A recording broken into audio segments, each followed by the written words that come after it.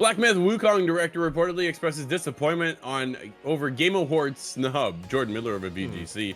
Black Myth Wukong director Feng Ji has posted a lengthy statement thanking fans for their support following the Game Awards and expressing disappointment that the game science action title didn't come away with the headline Game of the Year award.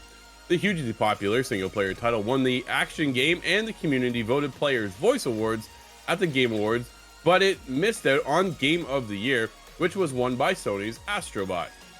People are definitely up in arms over this one. In the post on the Chinese social media site Weibo, which has been machine translated, Feng Ji reportedly claimed that he even wrote his acceptance speech for the Game Awards 2 years ago.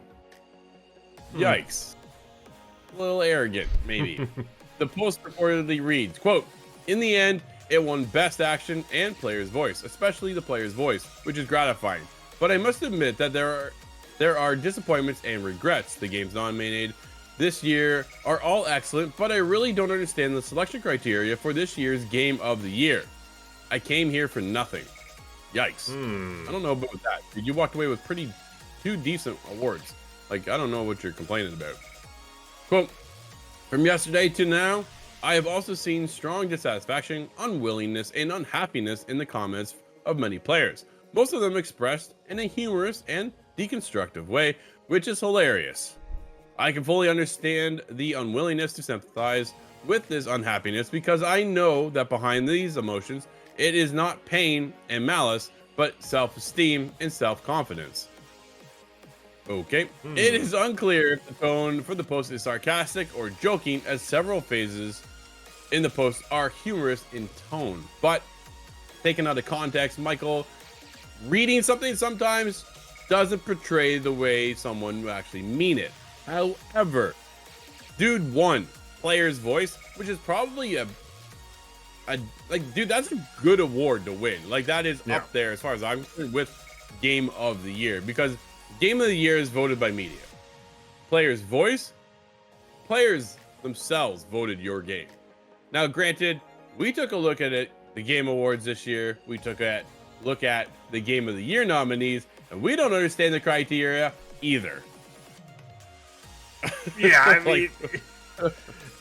mean, as you said, right? Hard to see if it was sarcasm or not. The other thing, machine translated, right? There's always some iffiness there, so you got to be careful that maybe it wasn't translated fully. And yeah, as you said, like, criteria just super whack. I think the biggest thing, if you want to look at what Astrobot, when we did our Game Awards at ITG, Corey on the team put it perfectly, right? Astrobot was the only game that everyone in your family could enjoy, right? Every other game had some sort of barrier, right? Black Myth Wukong, more that Dark Souls-esque game, right?